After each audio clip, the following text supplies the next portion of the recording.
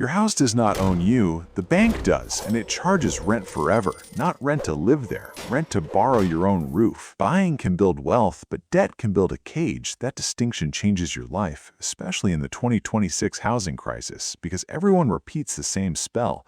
Buy a house immediately or you will fall behind.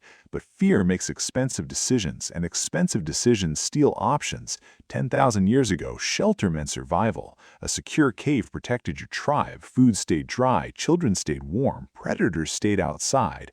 Your brain learned one equation: own shelter, avoid danger. That instinct was brilliant then. Today, lenders sell that instinct. They package fear as adulthood. They call the chain responsibility, so you feel proud signing before you understand the price. Here's the mortgage trap. A $400,000 house feels simple, but $40,000 down, they say. Borrow the remaining $320,000 at 7% for 30 years. Principal and interest approach $2,130 monthly before taxes, insurance, repairs, or fees. Your cheerful payment becomes much heavier, and 30 years becomes nearly forever. Meanwhile, life refuses to pause, jobs disappear, repairs arrive, families change, cities become too expensive, yet your payment chain remains. This is not anti-homeownership. A good home can matter, a bad loan can matter more. The house price is visible, the total ownership cost hides backstage. That is why monthly payments deceive. Your brain anchors on the smallest number, then ignores the lifetime number. Psychologists call this anchoring bias. The first number becomes your compass, even when the destination hurts. Lenders understand this perfectly, so ads sell payment, not freedom. They sell keys, not flexibility. They sell granite, not optionality. They sell belonging, not balance sheets. Because belonging hits your ancient brain, rejection once meant real danger. So neighborhood approval feels like safety, even when the numbers stream. Your nervous system loves certainty. Fixed walls feel like certainty, but fixed payments are not safety. Safety is surviving bad surprises. Safety is having room to move. Safety is low mandatory costs.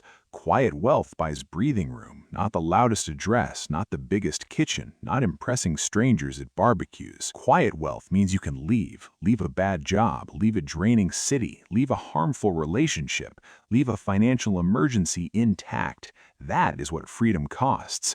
Now use the cave rule. Never let housing exceed 30% of your take-home income. Include every ownership cost, mortgage, taxes, insurance, maintenance, fees, not just the lender's number. If it exceeds 30%, wait. Rent cheaper, buy smaller, choose another area, or save longer first. Waiting is not losing, it's buying your future self. Here's the real test. Could you pay housing costs after losing your job? Could you handle a repair without touching retirement savings? Could you move if needed? If the answer is no, you do not own flexibility. You own a very expensive obligation. And obligations can still be useful when they are intentionally chosen, not inherited from social panic, not triggered by a realtor, not forced by a family timeline. Your timeline is allowed. Your financial margin is sacred, because margin turns panic into choices, and choices are quiet wealth. So calculate before you celebrate. Price the worst ordinary year, not the perfect brochure year. Then leave room for life, room for repairs, room for rest, room for opportunity, room for a surprise.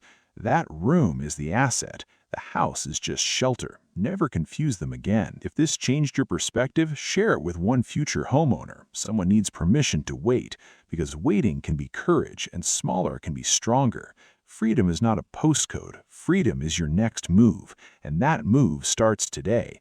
First, total every housing cost. Second, divide by take-home pay. Third, compare with 30%. Fourth, protect your emergency savings. Fifth, make the boring choice. Boring is often financially beautiful.